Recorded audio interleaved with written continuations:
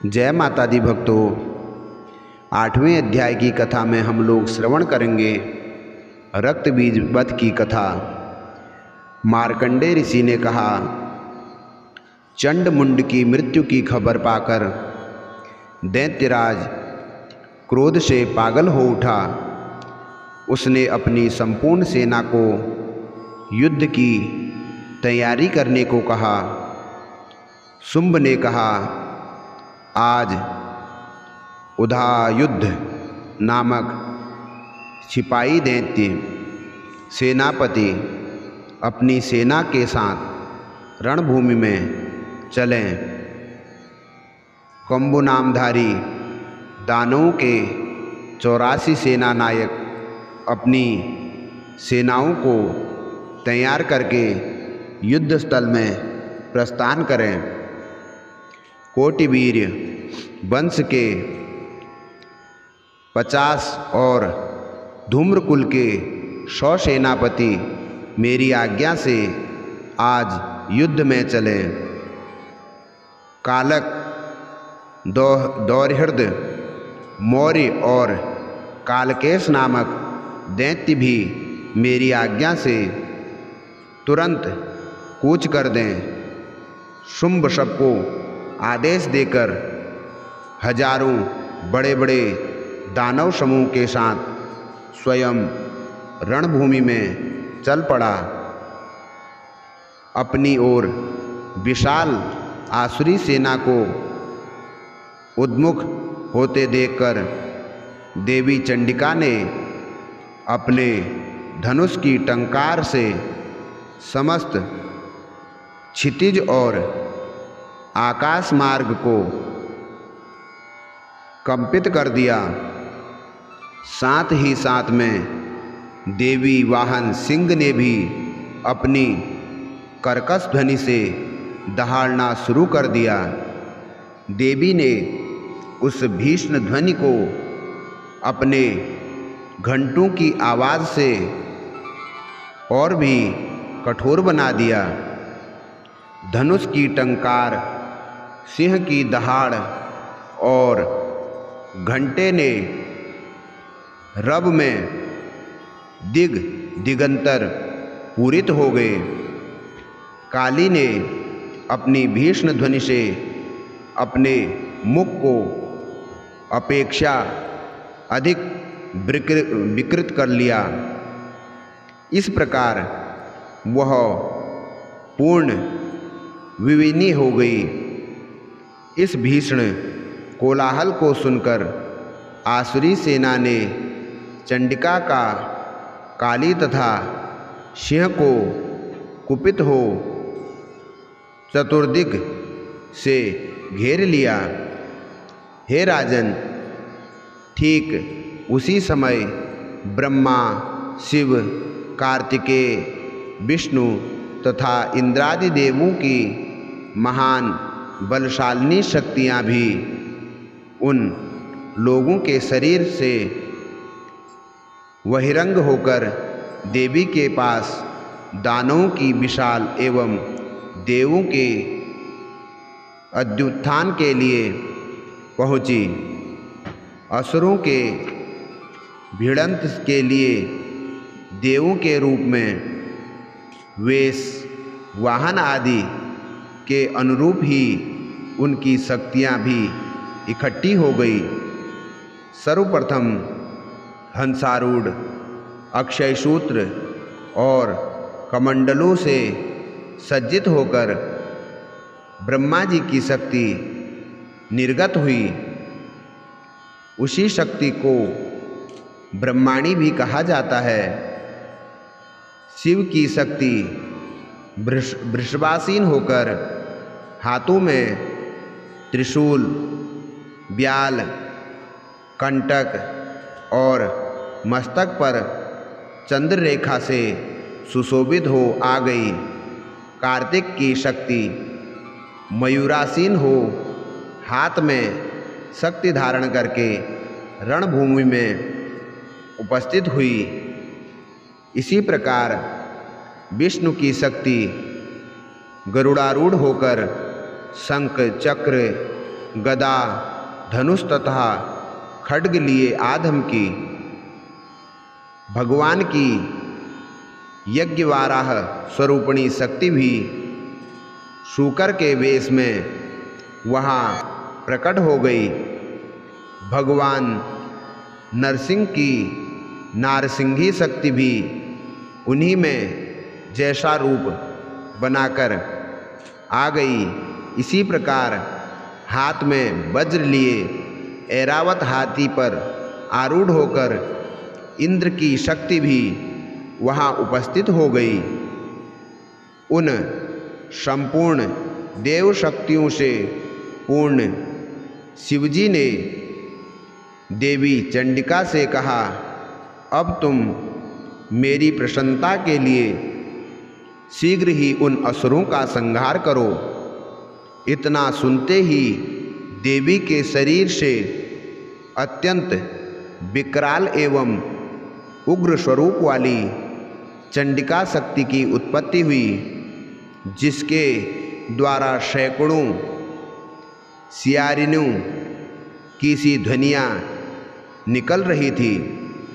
उस अपराजिता देवी ने धूसर वर्ण वाले जटाधारी शिवजी से कहा, भगवान आप शुंभ निशुंभ के पास दूध बनकर जाइए।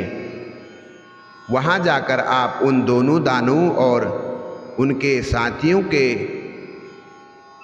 संदेश कहिए कि हे दानवों, यदि तुम सब जीवित रहने के इच्छुक हो तो सभी पातालपुरी में वापस लौट जाओ, जिससे इंद्र को त्रैलोक्य के राज्य प्राप्त हो और सभी देव अपने अपने यज्ञ भागों का उपभोग करें।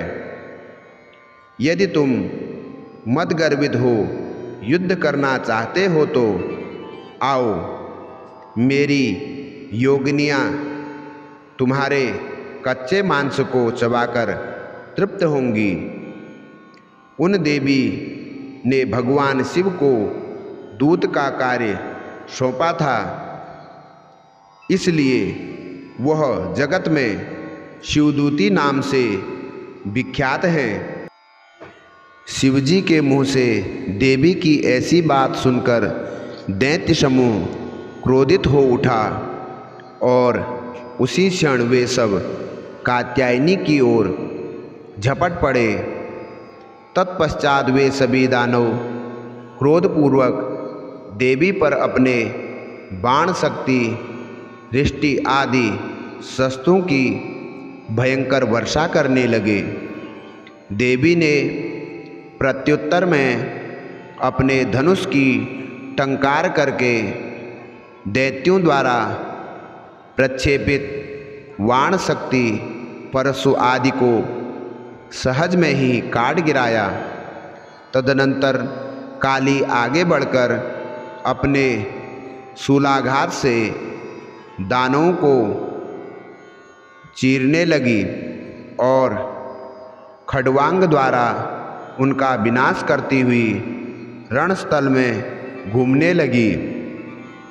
ब्रह्माणी जिधर भी निकल पड़ती थी, उधर से असुरों को अपने कमंडलों के जल छिड़ककर उन्हें श्रीहत बना देती थी।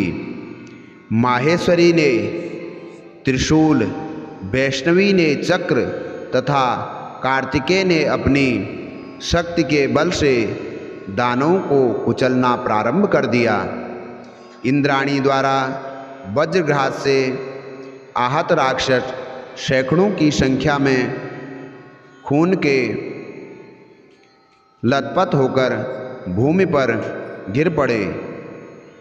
विष्णु की वाराही शक्ति ने अपने थुथुन की मार से अनेक राक्षसों को पृथ्वी पर गिरा दिया। दाढ़ों की मार से कितनों की छाती को विदीर्ण कर दिया तथा कितने ही वैष्णवी के चक्र से घायल होकर भूमि पर गिर पड़े। कितने ही राक्षसों को अपने नखों से फाड़कर नारसिंगी शक्ति ने उन्हें खा डालती और समस्त दिशाओं को सिंहनाद से कपाती हुई युद्ध भूमि में विचरने लगी। शिवदूती के क्रूर अट्टहास से डरकर कितने ही दानव पृथ्वी पर धराशायी हो गए। तब उनके धराशायी होते ही शिवदूती उन्हें चबा डालती थी। इस प्रकार क्रुद्ध देवियों के द्वारा बड़े बड़े वीरों का वध होते देखकर राक्षसी सेना युद्ध भूमि से खिसकने लगी।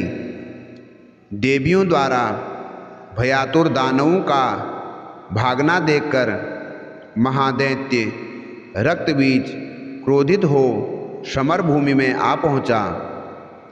उसके शरीर से रक्त की बूंद गिरते ही उसी के आकार के अन्य दैत्य उत्पन्न हो जाते थे। अब महादानव रक्तबीज हाथ में गदा लेकर इंद्राणी से युद्ध करने लगा।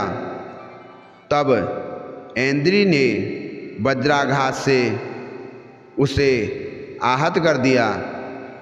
रक्तबीज के प्रहार से उसके शरीर से खून की बूंदें टपकने लगी, जिससे उसी के अनुरूप नए दानों की उत्पत्ति होने लगी। उसके शरीर से खून की जितनी बूंदें पृथ्वी पर गिरती थी, उतने ही नए दैत्य पैदा हो जाते। नए उत्पन्न राक्षस मातृगण के साथ में भीषण वेग से युद्ध करने लगे।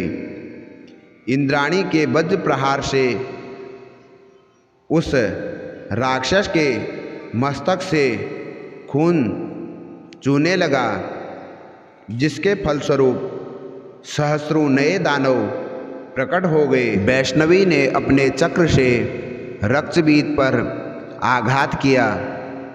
फिर ऐन्द्री ने गदा की चोट से उसे घायल कर दिया। वैष्णवी के चक्र के घायल होने के कारण रक्तबीज की देह से बहुत अधिक मात्रा में खून निकला, जिसके फलस्वरूप असंख्य राक्षसों की उत्पत्ति हो गई और उसके द्वारा समस्त चराचर विश्व व्याप्त हो गया। कौमारी ने अपनी शक्ति वाराही के खड्ग और माहेश्वरी शक्ति ने अपने त्रिशूल के द्वारा रक्तबीज को आहत कर दिया। तब रक्तबीज अत्यंत कुपित होकर संपूर्ण मात्र शक्तियों पर अपनी गदा के प्रहार करने लगा।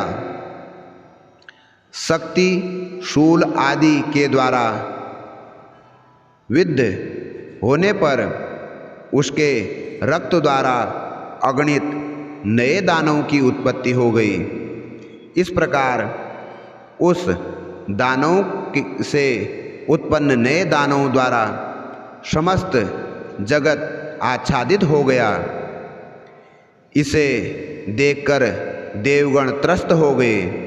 देवताओं को भयातुर देखकर चंडिका ने शीघ्र ही काली से कहा, चामुंडे, तुम अपने मुख का और अधिक विस्तार करो। रक्त बिंदु के उत्पन्न होने से नए असुर को तुम द्रुत गति से भक्षण कर लो। तुम नए राक्षसों का भक्षण करती हुई रणभूमि में विचरती रहो। इस तरह जब उनके शरीर का समग्र रक्तकोश समाप्त हो जाएगा, तब अनायास ही उसका वध हो जाएगा। जब तुम उन भीष्म दानवों का भक्षण कर डालेगी, तब नए दैत्यों का उत्पन्न होना बंद हो जाएगा। इस प्रकार कहकर चंडिका देवी ने अपने शूल से रक्त बीज पर प्रहार किया। उसके शरीर से रक्त निकलते ही उसे काली ने अपने मुंह में भर लिया। तब रक्त बीज ने अपनी गदा से चंडिका पर आघात किया, परंतु उसकी गदा से देवी को कोई आघात नहीं पहुंचा। उधर रक्त बीज के घायल शरीर से बहुत अधिक मात्रा में रक्तस्राव हुआ, किंतु उस रक्त के भूमि पर गिरने से पहले ही चंडिका ने उस रक्त को अपने मुंह में ले लिया।